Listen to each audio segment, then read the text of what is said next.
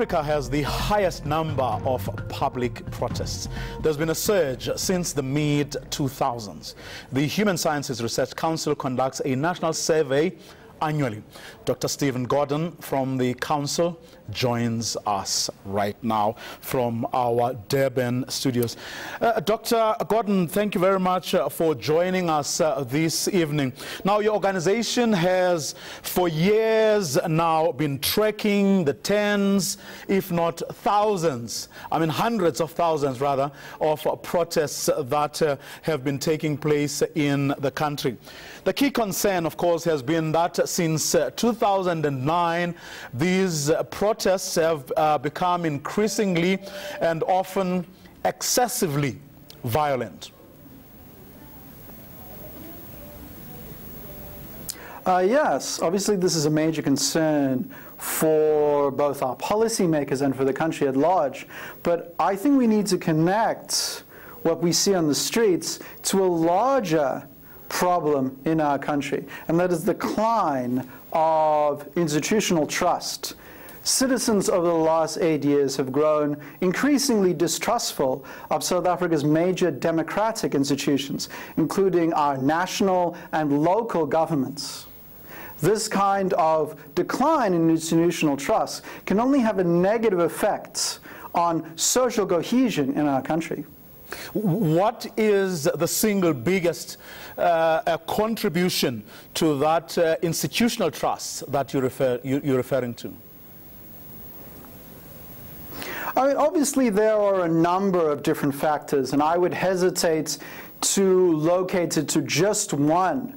Obviously, if you ask people what are the major concerns facing South Africa today, unemployment is definitely there, so is poverty, so is corruption. These are the major issues that the current administration has pledged to fight, and is certainly the type of issues that protesters are concerned about. I think if you speak to protesters, they will chat to you about economic concerns, concerns about service delivery, and fundamental concerns about social and economic justice. Many people throughout our country feel that the promises made to them during elections and by the post-apartheid transition have not come to pass.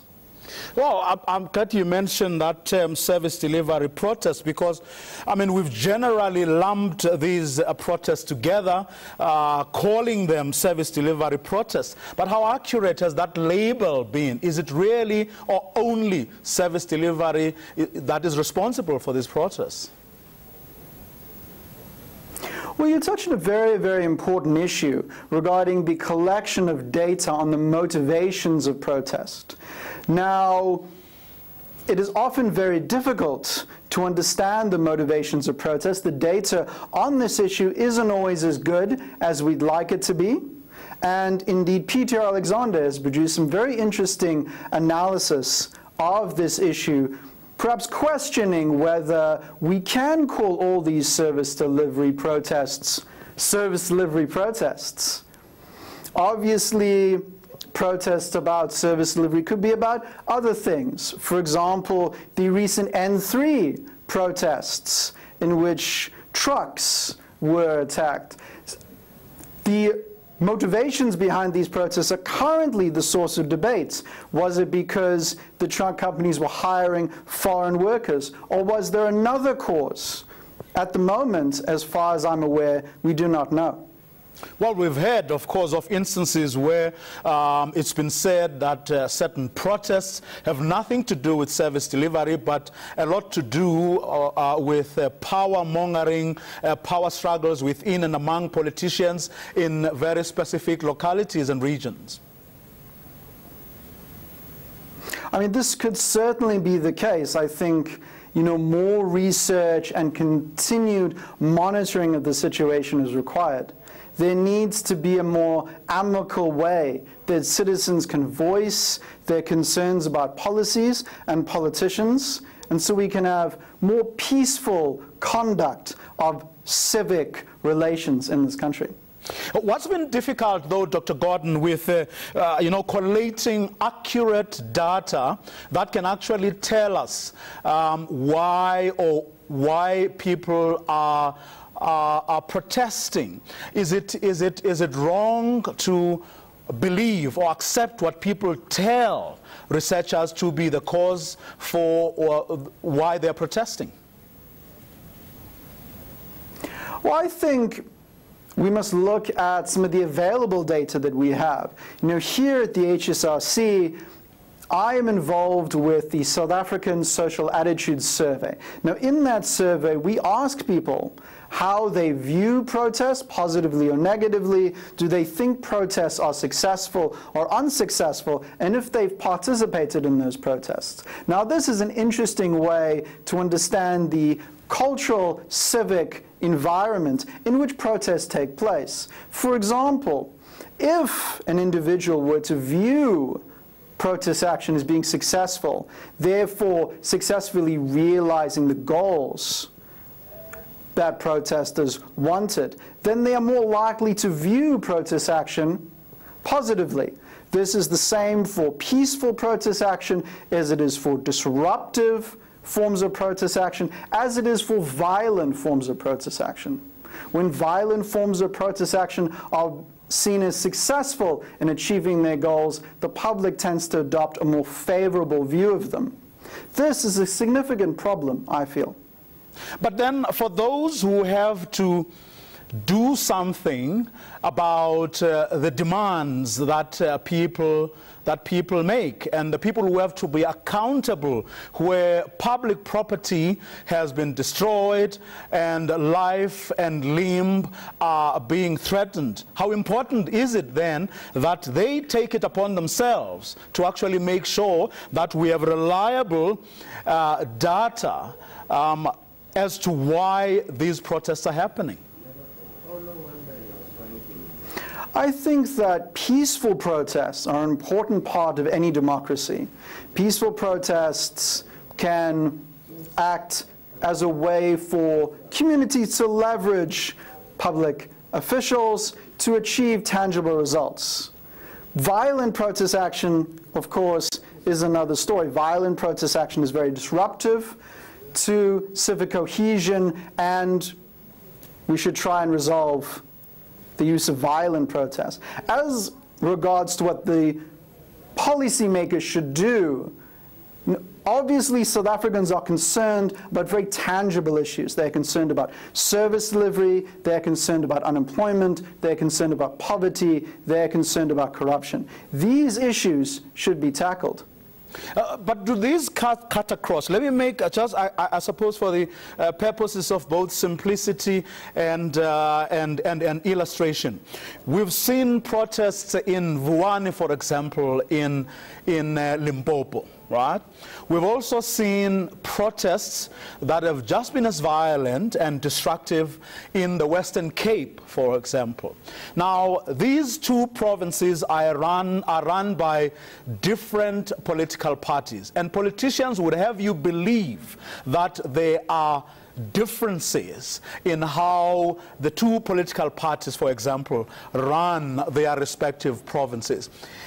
In what you've been able to find in the years that you've been doing your research as an institution, are these protests necessarily different? You know, as a researcher, I have not looked at partisan issues regarding this matter. So we haven't really compared DA-controlled provinces with ANC-controlled provinces with the explicit goal of making a statement about how different political parties handle a specific issue or issues. So I couldn't really speak to the question how you framed it. But have we seen different ways of handling these protests? In other words, does the government in the Western Cape handle protests differently from the way the government in Gauteng or Limpopo or KZN handles them? Again, I mean, I can't really speak to the specifics of this case. However, I can say that there is concern among some sections of the public about how the police have responded to protest action. Indeed, some of the tactics that the police have used could be described in negative terms, with the police being seen as too violent, too strong in their attempts to control protest action, specifically peaceful protest actions. Do you think that the way police in particular have sort of tended to behave during these protests have either helped or fueled the protests? I think it's hard to make a generalized statement about that. I know scholars have raised concerns about this matter, with some scholars saying that in certain cases, in certain localities, the police's heavy-handed tactics have exacerbated protest action. But I think it is not possible for me at this stage to make a comment about the police's overall role. Well, I remember, like, not too long ago attending a conference of sort of local people who are in the local government space, who, although admitting that they too have a lot to do with how people perceive government and how they react, including how they then decide to embark on these protest actions. But should we be giving the local sphere of government a bit of slack? In other words, could they be paying for the sins of provincial and national government as well? In other words, they are not solely responsible, especially when it comes to the so-called service delivery process.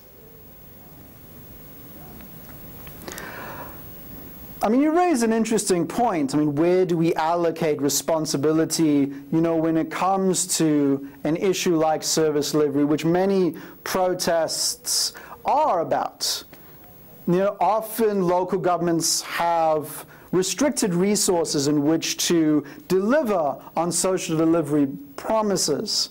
However, there has to be a degree of responsibility that politicians at the local level take, both when making promises during election cycles and when governing. And I think that the distrust that many citizens show local government is partly based on perhaps the failings of national government, but also is to some extent related to the performance of those local governments. Well, our program... So I wouldn't cut them too much slack. Okay. Well, our program tries to track life under the Ramaphosa administration, which, of course, as you know, has only been in existence for a good couple of months now. How differently do you think the new president, if he was to be advised, should handle these issues going forward? Obviously, the Ramaphosa administration faces a series of challenges. Specifically, as I discussed earlier, the problem of institutional trust. We have seen, as I said, a steep decline in institutional trust over the last 8 years. It's difficult to say what the change in administration has had on public attitudes at this stage. As you say, it's really only been a few months. It's hard to really know. However, I would advise the administration to put time and energy into restoring public confidence in government, both at the local and at the national level. And I think you've already seen the administration take steps in that direction. And I'm very hopeful for the current administration and the work they will be doing going forward. And what about the role of the communities themselves, given the fact that, a lot of the infrastructure that is actually being destroyed actually belongs to them. It's the kinds of the clinics, the schools, the things that they need, irrespective of the grievances that they may have. How do we go down there and mobilize them to be aware that they are in fact destroying the things that they need the most? I mean, you raise a very, very interesting point. You know, one of the issues that's always been close to my heart while working at the HSRC has been the issue of civic education, in which, you know, specifically young people, but communities in general, are taught how the government works, how elections work, how the different branches of government function. I think there is a degree of, I wouldn't say ignorance, but maybe lack of knowledge among some of the community about how government functions, about the ways that change can be achieved, community dialogues opened, ward councils and ward committees used to achieve change without the use of violence. That being said, I think if you would speak to communities, they would tell you that, you know, alternatives have been tried, peaceful mechanisms to redress the things they want addressed have been pursued, and they have not been successful. So while I think there is a need for civic education and community responsibility, I would not blame communities too much for the recent protest action that we have seen. Dr. Stephen Gordon, thank you for talking to us this evening. He is, of course, a researcher with the Human Sciences Research Council.